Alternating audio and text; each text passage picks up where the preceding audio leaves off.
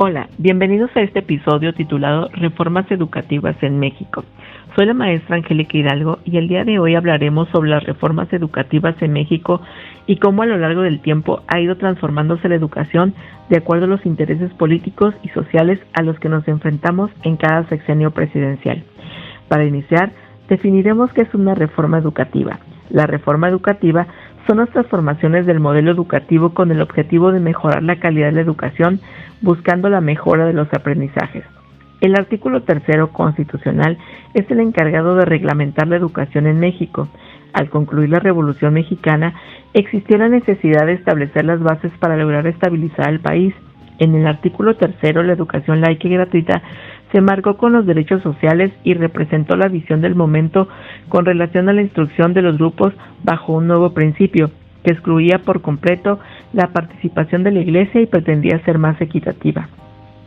Fue hasta principios de la década de 1920 cuando llega al poder el general Álvaro Obregón.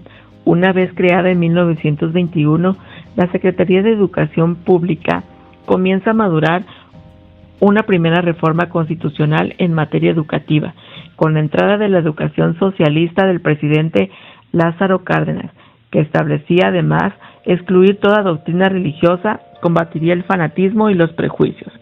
Para 1940, la política educativa nacional sustituyó la educación socialista por la Escuela de la Unidad Nacional. En el inicio del periodo presidencial de Miguel Alemán Valdés, la redefinió donde los objetivos de la educación y eliminaría el término socialista. La educación que impartiría el Estado tendería a desarrollar armónicamente todas las facultades del ser humano y fomentaría en él a la vez el amor a la patria y la conciencia de la solidaridad internacional en la independencia y en la justicia. El mayor reto en el periodo de expansión del sistema educativo fue la cobertura y la reducción del índice del analfabetismo.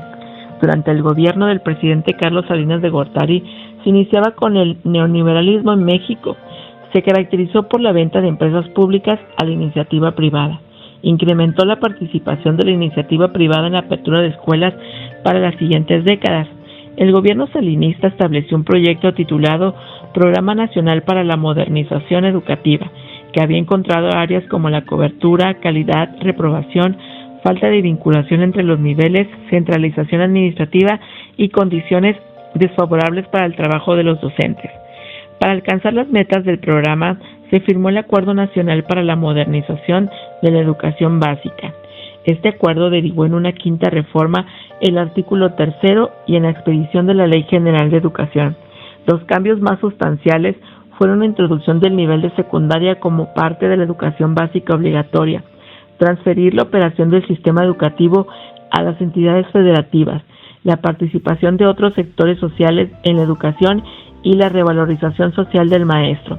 Durante este sexenio, la educación respondería a objetivos de carácter económico y señalaba como su objetivo primordial proporcionar una educación de calidad que compense los efectos de las desigualdades sociales, que restituya a los indígenas oportunidades para una vida mejor. En 1993, el sistema de estímulo para docentes fue suplido por carrera magisterial. Era un sistema de estímulos que buscaba promover el mejoramiento de la calidad de la educación mediante el pago por las horas dedicadas a actividades cocurriculares. El gobierno del presidente Zedillo continuó con el proyecto de modernización que había implementado Salinas de Gortari. Durante el gobierno de Vicente Fox entra una revolución educativa, por medio del cual se buscaba hacer que la educación un gran proyecto nacional que cumpliera con los siguientes retos: educación para todos, educación de calidad, educación de vanguardia. Implementa las enciclomedias en las escuelas públicas de educación básica, el desarrollo del trabajo por competencias, dando paso a la reforma integral de la educación básica. Durante el gobierno de Felipe Calderón, se pretendía que México tuviese escuelas de calidad y que sus estudiantes pudieran competir en un mundo globalizado, para después convertirnos en una sociedad del conocimiento. Promovió la Alianza por la Calidad de la Educación que firmó con el Sindicato Nacional de los Trabajadores de la Educación. Su intención fue asegurar que la organización magisterial no se opusiera a sus reformas. Se promueve el aprendizaje por competencias. Posteriormente a esto, en el periodo de gobierno de Enrique Peña Nieto, entra en vigor la mal llamada reforma educativa, donde se implementaba el nuevo modelo educativo diseñado para elevar la calidad educativa y favorecer la adquisición de aprendizajes claves, la educación de un sistema educativo más sensible e integrador a la diversidad, riqueza étnica, cultural y lingüística de México.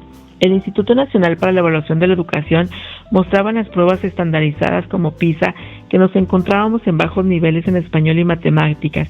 Por lo tanto, la mirada se inclinó hacia los docentes, cuando a través de los medios de comunicación bombardeaban a la sociedad con información sobre las evaluaciones que realizaban los alumnos.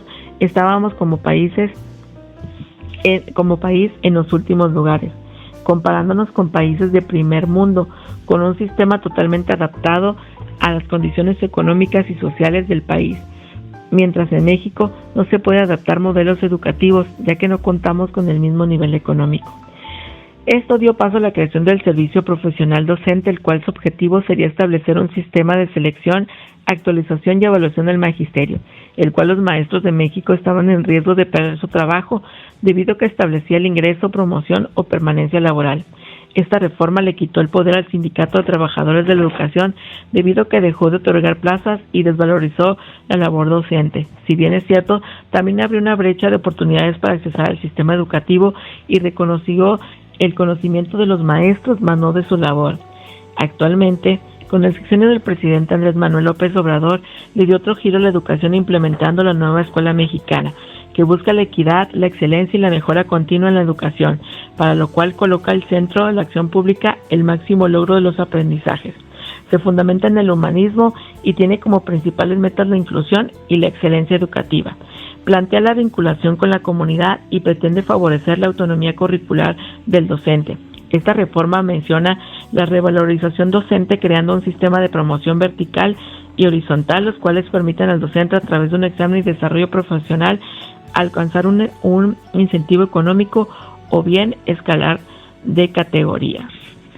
En conclusión, y para cerrar este podcast, cada uno de los presidentes ha buscado implementar sus ideologías de acuerdo a los intereses políticos, sociales y económicos en los que se encuentra el país en esos momentos. La mayoría de ellos han apostado por elevar la calidad educativa, sin embargo, solo quedan en propuestas. Los modelos educativos implementados no han rendido frutos porque apenas empieza a conocerse y dominarlos cuando cambiamos de presidente y se impone otro modelo educativo, donde no se da un seguimiento a largo plazo para identificar si serán funcionales o tendríamos que cambiarlos. También el adaptar modelos educativos que no corresponden a las necesidades sociales, políticas, culturales, económicas y geográficas de nuestro país. Todo cambia en este mundo globalizado, pero la educación sigue siendo la misma. Se sigue sin atender las desigualdades sociales que tenemos en nuestro país.